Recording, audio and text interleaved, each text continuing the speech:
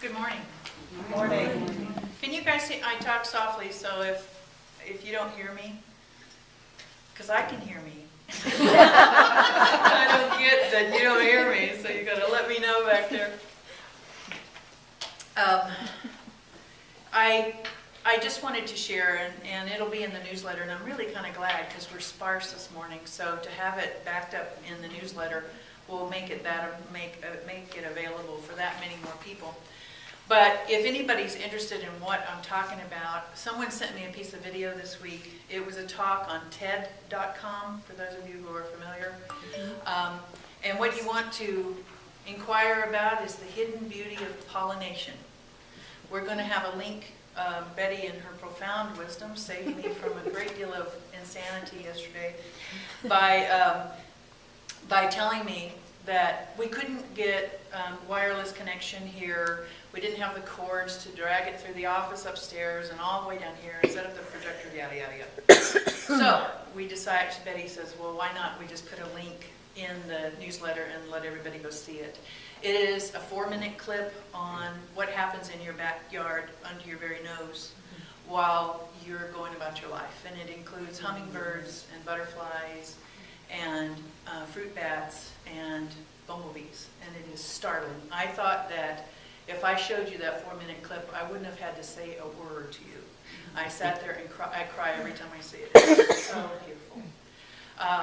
And I thought, you know, this man, his name was Louis Schwarzenberg, I think, and he spent 35 years filming slow time-lapse photography on the opening of flowers and such.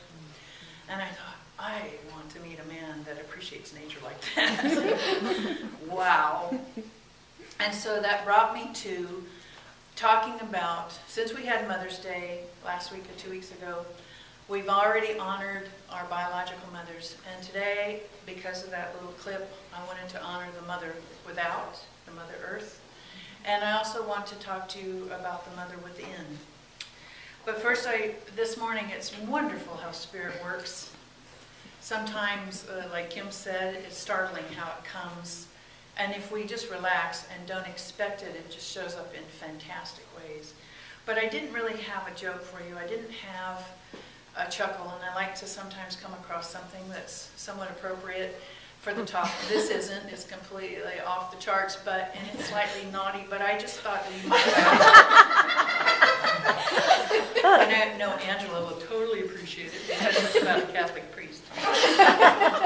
So a Jew is sitting on a train opposite a priest, and he says to the priest, he says, Tell me, your worship, the Jew asked, why do you wear your collar backwards?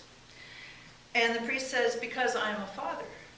And the Jew said, well, I am a father, but I don't wear my collar backwards. And he says, oh, but that's because I'm a father of thousands. And the Jew said, well, then perhaps you should consider wearing your pants backwards.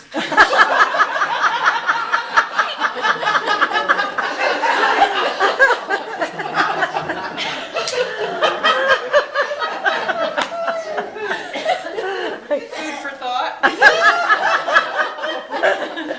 can thank Osho for that. I just opened the book and poof, there it was. And I'm like, thanks, Spirit, that's great. So, about Mother Earth and connecting with the feminine principle within.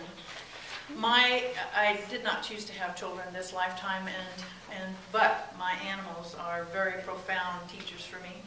Yesterday was no different. I had a cat that she has, Colette, one of my little black girl twins, has been suffering with a foxtail in her throat for the last couple of weeks, and I've been working with her and cleaning it, you know, that whole thing. So yesterday I decided she was wheezing, and I decided, okay, I'll take her to the vet and make sure she's all right. So I get to the vet's office, and she has managed, I was talking to Betty about the video, and she managed to crawl into the front seat while I wasn't looking. Because I always want to comfort them while we're driving because they're upset, etc., etc. So there was no way she was coming out from under that seat. In fact, she stayed under there until 4:30 in the afternoon. In fact, I actually took her home, opened the doors, hoping she would come out. I had a client yesterday afternoon. So I drove back with her under the front seat of the car, and she stayed out there for 2 hours while I did my client. And then I went home. And then it took her 2 more hours to come out. And I thought, what is the message here? Because I was very upset that she wasn't going to come out. And then my clients went out and talked to her under the front seat of the car, just reassuring her that Mom was trying to do something good for her. And then at 4:30 in the afternoon, here she comes, just like nothing's happened. And I thought, this morning I looked at her neck and I thought, her neck is healing. And I thought, she knew that I did not need to take her to the vet. She was fine. And so she just handled the situation and all of her little wisdom without any help from me. And so I just wanted to share a couple of stories with me about the profoundness of the animal teachings, which for me is Mother Nature herself talking to us, whether it's in birds and trees and the animals and bugs and whatever. So a few weeks ago, my cats were torturing this poor little wood rat. And I have a client, she's like, ooh, rodents, how disgusting. And I thought, oh, I think they're adorable. I really do.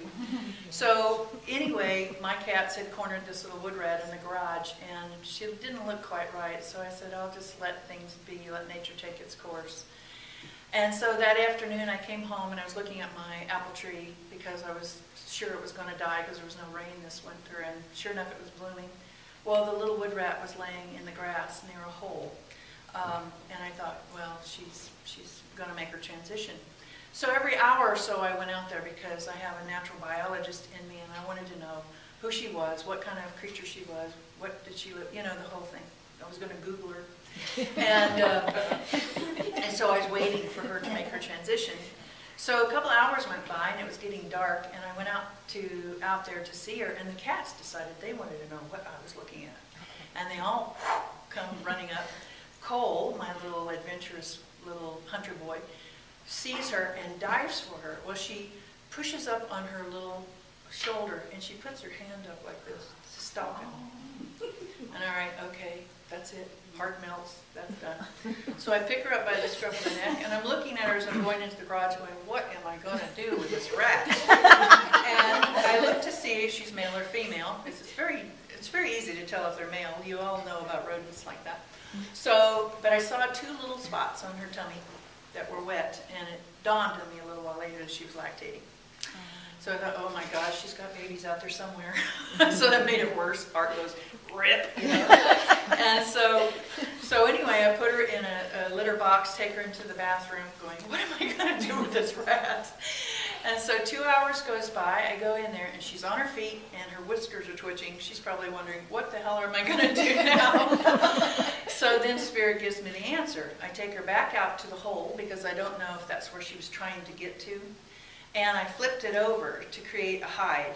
The grass was so tall, it hadn't been cut by then, it left a 4-inch escape route on all sides, but it would create a roof for her to escape if she needed to.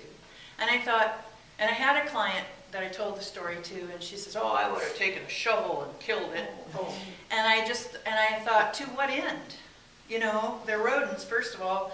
Second of all, I don't think rodents are going anywhere. They have a profound place in the food chain of the animals that they feed. Besides the fact is that she is adorable. She looks like a giant mouse. She was about this big, big ears and a beautiful little nose, and she just was a gorgeous little creature.